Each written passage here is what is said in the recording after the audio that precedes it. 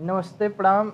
अगर आप भी पत्रकारों की बीजेपी और कांग्रेस की चापलूसी सुन सुनकर थक चुके हैं और निष्पक्ष खबरें सुनना चाहते हैं तो आप हमारे चैनल को सब्सक्राइब जरूर करें।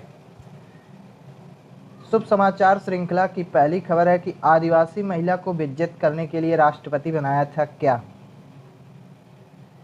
दूसरी खबर है कि योगी बाबा श्रद्धालुओं के लिए नहीं बल्कि वोट बैंक के लिए रो रहे हैं। इनके ऊपर यह आरोप विपक्षी पार्टी और कुछ साधु संतों ने लगाया है। तीसरी खबर है केजरीवाल ने यमुना नदी को नदी से नाला बना दिया है, यह कहना है कांग्रेस के नेता राहुल गांधी का। कांग्रेस नेता राहुल गांधी ने केजरीवाल के ऊपर आरोप लगाया है। आइए खबरों पर विस्तृत चर्चा करते हैं। आखिर ऐसी क्या खबर आ गई कि राष्ट्रपति को बेइज्जत होना पड़ रहा है। दरअसल कांग्रेस पार्टी की प्रमुख सोनिया गांधी ने राष्ट्रपति के ऊपर कुछ विवादित टिप्पणी कर दी है, जिसको लेकर भारतीय जनता पार्टी यह बयान दे रही है कि उन्होंने राष्ट्रपति को बेइज्जत करने का कार्य किया है। सर्वोच्च पद पर बैठी एक आदिवासी महिला का अपमान, यह कहना है भारतीय जनता पार्टी का। दरअसल भारतीय जनता पार्टी भी यह भूल रही है कि जब राम मंदिर का उद्घाटन हो रहा था तो ऐसे में सभी बड़े बड़े नेताओं को बुलाया गया था, लेकिन सर्वोच्च पद पर बैठी राष्ट्रपति को नहीं बुलाया गया था। इसका मतलब भारतीय जनता पार्टी भी एक बार अपमान कर चुकी है और इस बार कांग्रेस ने भी अपमान राष्ट्रपति का कर दिया है। राष्ट्रपति के अभिभाषण के बाद सोनिया गांधी ने कहा था कि ये पुअर लेडी हैं। अब पुअर लेडी हैं तो सोनिया गांधी, अच्छी बात है, तुम अमीर लेडी हो।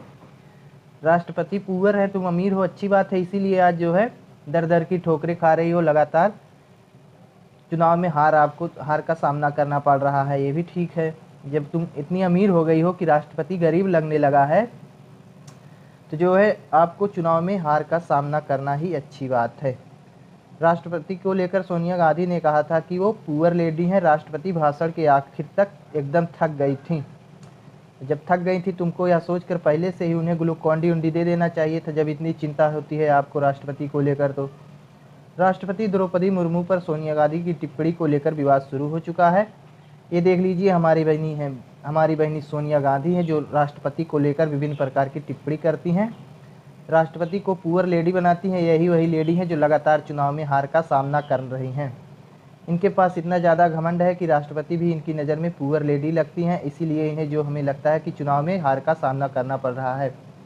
हम भी यही सोच रहे थे कि भगवान, आखिर इन्होंने ऐसी क्या गलती कर दिया है कि लगातार चुनाव इन्हें हारना पड़ रहा है। लेकिन अब इनकी सच्चाई सामने आ गई। अब समझ में आ गया कि भगवान इन्हें लगातार चुनाव क्यों हरवा रहे हैं, ताकि इनका घमंड टूट जाए।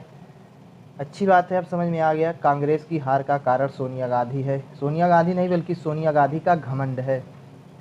और ऐसा नहीं है कि भारतीय जनता पार्टी राष्ट्रपति का अपमान नहीं की है। एक बार राम मंदिर के उद्घाटन में उन्होंने भी राष्ट्रपति को बेइज्जत कर चुकी हैं।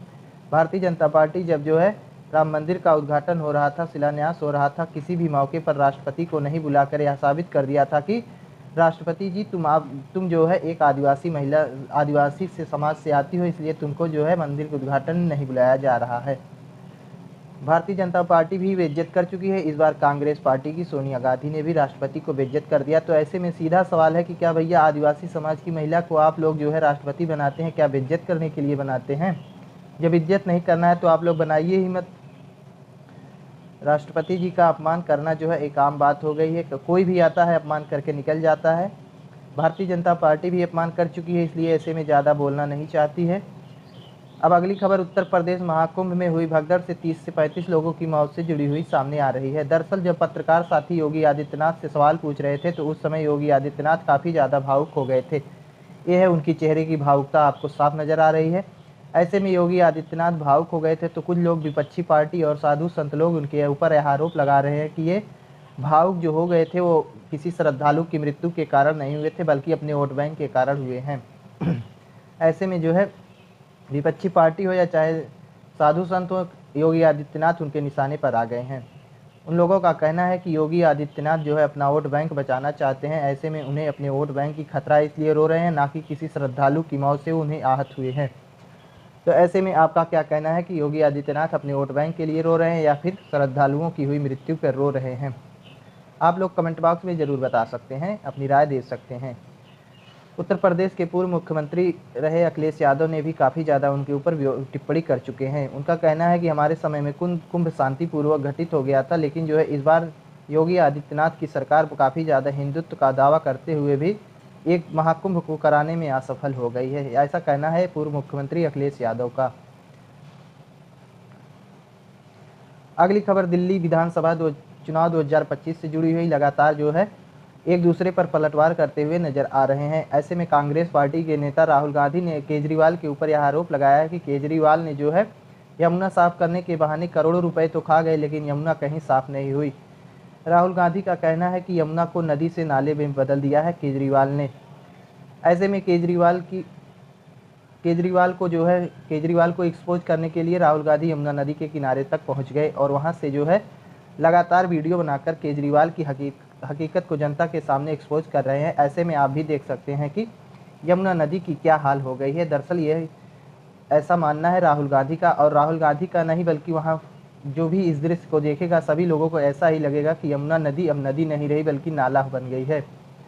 तो ऐसे में आप लोग क्या कहना चाहेंगे? राहुल की गांधी की बात तो सही है, लेकिन ऐसे में केवल केजरीवाल की ही गलती देना सही नहीं है, क्योंकि केजरीवाल के पहले जो है कांग्रेस की सरकार थी तब भी जो है यमुना नदी का यही हाल हुआ करता था।